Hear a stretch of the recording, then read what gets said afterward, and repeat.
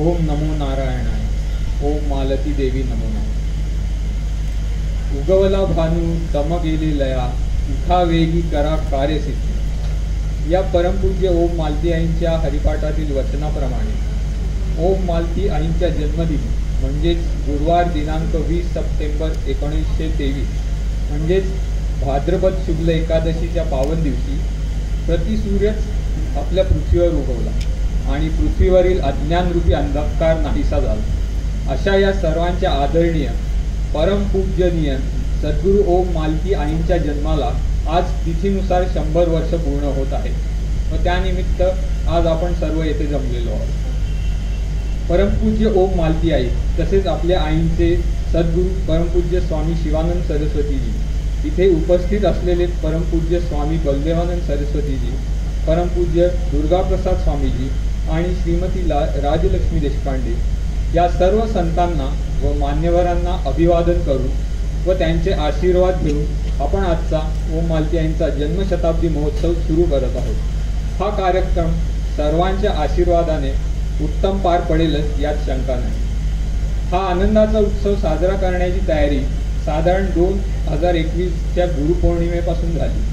ओम मालती यांची शिकवण सर्वांपर्यंत पोहोचवणे तसेच सर्वांना एकत्र बरोबर घेऊन चालणे हा या कार्यक्रमाचा प्रमुख उद्देश आहे. त्या अनुषंगाने विविध समित्या तयार केल्या गेल्या व 18 केंद्रांवर प्रतिनिधी नेमण्यात आले. तसेच आंतरराष्ट्रीय संपर्काकरताही प्रतिनिधी नेमण्यात आला. सर्व प्रतिनिधींना आवाहन करण्यात आले की तुम्ही आईंच्या कार्याचा व शिकवणुकीचा प्रसार प्रचार जनसामान्यात करावा व त्याबरोबरच शारीरिक व आर्थिक अडचणी असलेल्या साधकांशीही संपर्क करावा. जे साधक जन्मशताब्दी उत्सवासाठी येण्यास असमर्थ असतील तर त्यांच्यापर्यंत परमपूज्य आईंचा संदेश व प्रसाद पोहोचावा. कारण त्या साधकांनी केलेले कार्य व त्यांच्या आईंची प्रतिश्रद्धा, प्रेम व निष्ठा याची सर्वांनाच आठवण आहे. वार्षिक सर्वसाधारण सभेत असे ठरले की ओम आईंना त्यांचे गुरु स्वामी शिवानंद सरस्वतीजी व ज्या महान संतांनी मार्गदर्शन केले त्या सर्वांच्या कार्याची आठवण ठेवून त्यांच्या आश्रमातून अधिकारी व्यक्तीला आमंत्रित करावे व त्याप्रमाणे काम सुरू झाले व सर्व प्रतिनिधींनी व कार्यकर्त्यांनी अतिशय आनंदाने व उत्साहाने गेली 7-8 महिने काम केले. आज आईंचे गुरुबंधू स्वामी बलदेवानंद सरस्वतीजी, सज्जनगड संस्थानाचे अध्यक्ष श्री दुर्गाप्रसाद स्वामीजी आणि दिव्य जीवन संघाच्या पुणे शाखेच्या कार्यकर्त्या श्रीमती राजलक्ष्मी देशपांडे इथे उपस्थित आहेत. हे सर्व त्या कार्यकर्त्यांच्याच कष्टाचे फळ आहे. या उत्सवाची तयारी करताना कार्यकर्त्यांना बऱ्याच अडचणींचा सामना करावा लागला, पण वेळोवेळी ओम आईंनी त्यांना मार्गदर्शन व मदत करून आपली प्रचिती दिली. रामदास स्वामी आपल्या दासबोध या ग्रंथात सद्गुरूचे वर्णन करताना म्हणतात, जयाचेनी कृपादृष्टी होय आनंदाची वृष्टी, तेणे गुणे सर्व सृष्टी आनंदमय. की तो आनंदाचा जनक, सायुज्य मुक्तीचा नायक, कैवल्य पददायक, अनाथ बंधू. म्हणजेच सद्गुरूंच्या कृपेने सगळी आनंदाची वृष्टी होते. ते आनंदाचे जनक व कैवल्य पद देणारे आहेत.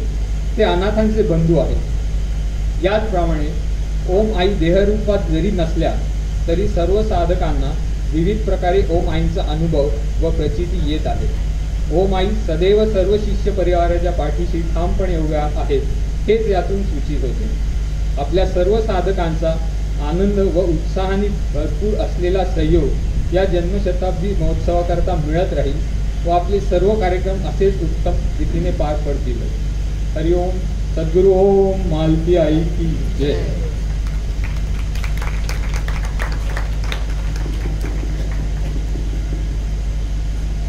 धन्यवाद निनाद. तू साधारणतः कल्पना दिली की त्या शताब्दी महोत्सवासाठी किती तयारी करण्यात आलेली आहे आणि कार्यकर्त्यांनी खरंच किती कष्ट घेत आहेत आणि तपोवनाने विविध उपक्रमांचं देखील आयोजन केलेलं आहे. विशेषतः जी लोक जी आज शरीराने थकलेली आहेत, ज्यांना इच्छा असून ते येऊ शकत नाही, अशांच्यापर्यंत तपोवन जात आहे. खरोखर आनंदाची गोष्ट आहे आणि त्याच्यासाठी मला वाटतं अध्यक्ष शोभाताई लिमये यांच्यासाठी आपण टाळ्या वाजवल्या पाहिजे. सामर्थ्य आहे चळवळीचे, जो जो करील तयाचे, तेथे सद्गुरूंचे अधिष्ठान पाहिजे. तर हे कार्य आपण सर्वच जण सेतू बांधारे सागरी या भावनेतून पुढे नेतच आहोत आणि आपल्याला बळ आपल्या गुरु व मालती देवी ह्या देतच आहेत. आज का ये जो उत्सव है, कोई भी उत्सव हो तो कोई भी महिला सबसे ज़्यादा आनंदित कब होती है? जब उनके मायके का कोई आता है. जब मायके से कोई आता है तो महिला अधिक आनंदित होती है. वैसे ही शिवानंद आश्रम के स्वामी बलदेवानंद सरस्वती जी आज माता जी के जन्म शताब्दी के अवसर पर यहाँ उपस्थित है, तो माता जी को बहुत ज़्यादा आनंद हो रहा है. स्वामी बलदेवानंद सरस्वती जी का परिचय हम सभी को है. वो ओम मालती तपोवन मीरज और पुणे से अच्छी तरह से जुड़े हुए हैं. वो खुद शिवानंद आश्रम से जुड़े हुए हैं. परम पूज्य स्वामी चिदानंद जी ने उनको मंत्र दीक्षा दी, संन्यास दीक्षा दी, और हमारे वो मालती माता जी के वो गुरु बंधु हैं और हम सभी के वो परिचित अधिकारी व्यक्तिमत्व है. मैं परम पूज्य स्वामी जी को विनती करता हूँ कि अपने कृपा वचनों से हम सभी को आशीर्वादित करिए. हरिओम.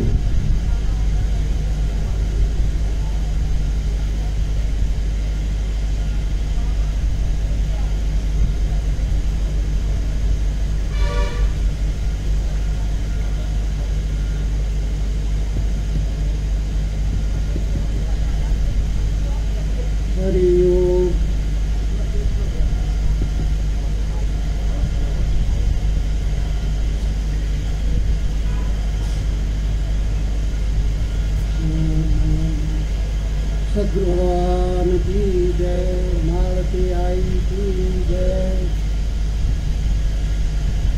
आज हम इसी मालती तपोवन में मालती आई का जन्म शताब्दी मतलब कि 100 साल का पूर्ण का महोत्सव मनाने के लिए हम सब दूर दूर से, कोई दिल्ली से, कोई मुंबई से, कोई इत्यादि दूर दूर से यहाँ सब एकत्रित हुए हैं. तो सद्गुरु आई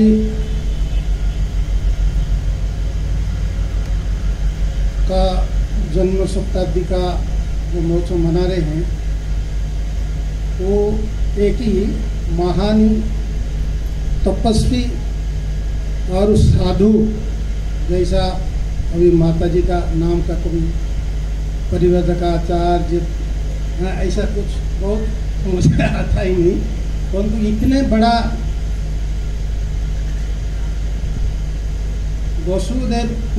वसुदेव कुटुंबकम, वो अपनी परिवार के अंदर रहते हुए, अपनी परिवार को देखते हुए, जो गुरुदेव शिवानंद महाराज से जो दिव्य वाणी जो उपदेश लेके आए, उनकी पास जो भी आते थे वो भी अपनी संतान की तरह उनके पास आते थे, उनको उनका सत्कार करते थे. वो अपनी संतान जैसा ही उन लोगों को व्यवहार करते थे. और गुरुदेव का तो एक ही गुरु ब्रह्मा गुरु विष्णु गुरुदेव महेश्वर गुरु साक्षात् परम ब्रह्म तस्मै श्री गुरवे नमः. अखंडमंडलाकारं व्याप्तयेन सचराचरं तत्पदं दर्शितं येन तस्मै श्री गुरवे नमः. ये जो गुरु का वाक्य जो गुरु स्तोत्र में महापुरुषों लोग संतों लोगों से वर्णन किए हैं, अखंड मंडलाकारं व्याप्त येन सचराचर तत्पदं दर्शितं येन तस्मै श्री गुरवे नमः. तो गुरु सब जगह में परिपूर्ण है। तो हम देखेंगे बहुत सारा गुरु है, तो फिर बहुत सारा गुरु है तो ये सब खंडा टुकड़े टुकड़े हो गए। तो किस प्रकार की गुरु का वर्णन किया जाएगा? तो मालती आई जो इस जगह में गुरु के रूप में सबको जो प्रेम दिए हैं, तो किस प्रकार की भावना से आप उसकी पहले ये सब चित्र फिल्म चालू किए हैं, आप लोग सब दर्शन किए। मैं भी वहाँ मालती आई का सारा पूजा का फोटो, मेडिटेशन का फोटो, एक स्थिति में रहते थे, किस प्रकार के विचार में रहते।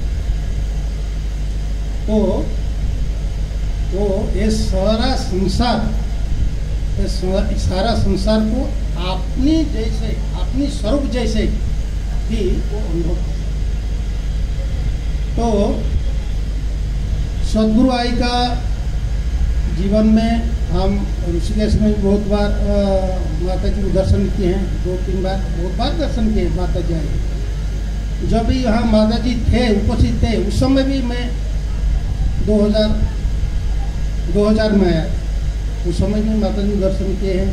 माता जी का वो कुछ यहाँ बहुत बड़ा प्रोग्राम था, हाँ, वो शो अटेंड करने के बाद मुझे कोल्हापुर और पंढरपुर जाने के लिए इसके साथ में भेजे थे। तो माता जी का जो जीवनी है, जो उनका जो आदर्श है, उनका गुरु का जो आदर्श है, माता जी का गुरु गुरुदेव स्वामी शिवानंद जी महाराज हैं। भारत में बहुत सारा संतों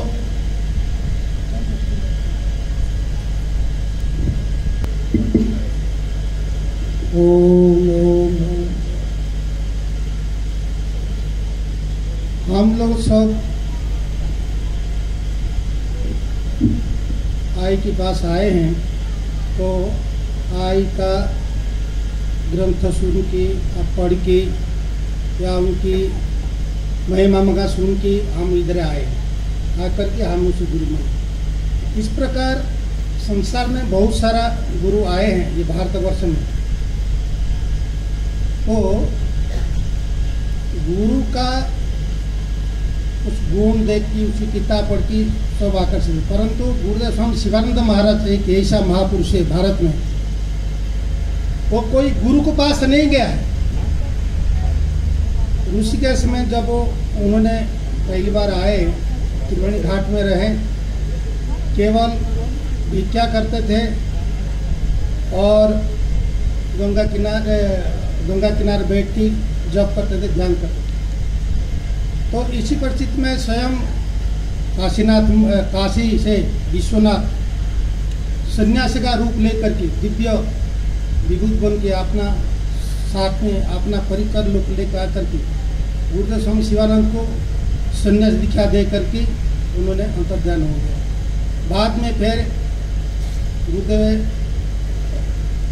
कैलाश आश्रम गए, उनका जो बीरजाम इत्यादि अपना पूर्ण करके फिर स्वर्गाश्रम में जा करके एक कुटिया लेकर के 10 साल तक अनुभव गंगा में जप करते थे, ध्यान करते थे। दिन में एक बार भिक्षा लेकर भिक्षा खाते थे, साधु संत को सेवा करते थे। तो इतने बड़ा विरला महापुरुष का संगत में आज सदगुरुदेव श्री मालती आई जुड़े हैं उसी दिव्य जीवन संघ से। तो गुरुदेव का बहुत महिमा है, जो गुरुदेव शिवानंद महाराज जिस लोगों को लेपर्सी लोग, रोगी को जो घूणा करते, जो सड़क में डाल देते थे, कोई उनको पूछते नहीं थे। इसी अवस्था में रोगी लोगों को, लेपर्सी लोग को बहुत सेवा किए हैं, बहुत हो एक आत्मीयता भावना में सब देख की सेवा किए हैं। तो हम जो गुरु का जो तत्व है। अखंडमंडलाकारं व्याप्तेन सचराचरं तत्पदं दर्शितं येन तस्मै श्री गुरवे नमः। तो गुरु है कि अखंडित होता है। ये संसार में जितने व्याप्त है, संसार में 4 प्रकार की जीव उत्पन्न हुए, अंडज, श्वेतज, पिंडज, उद्भिज। तो 4 प्रकार की जीव जो है ये संसार में पैदा हुए हैं। अंडज मतलब जो पशु पक्षी इत्यादि अंडा से पैदा आता है, इसको अंडज बोलते हैं। जो श्वेतज बोलते हैं, जो पसीना से, जल से इत्यादि जो रहता है, इसको श्वेतज बोलते हैं। जो उद्भिज बोलते हैं, जो पृथ्वी में से हमारा सामने जो दिखाया जाता है, इसको उद्भिज बोलते हैं। जो पिंडज बोलते हैं, जो गर्भ से जन्म होता है, इसको पिंडज बोलते हैं। तो इस प्रकार की ये संसार में परब्रह्म परमात्मा का सब उनका सृष्टि है। तो संसार क्या है, भगवान क्या है, साधु क्या है, साधना क्या है।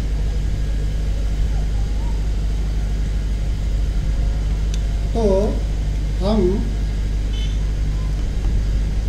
गुरु ब्रह्मा गुरु विष्णु गुरुदेवो महेश्वरः गुरु साक्षात् परम ब्रह्म तस्मै श्री गुरवे नमः।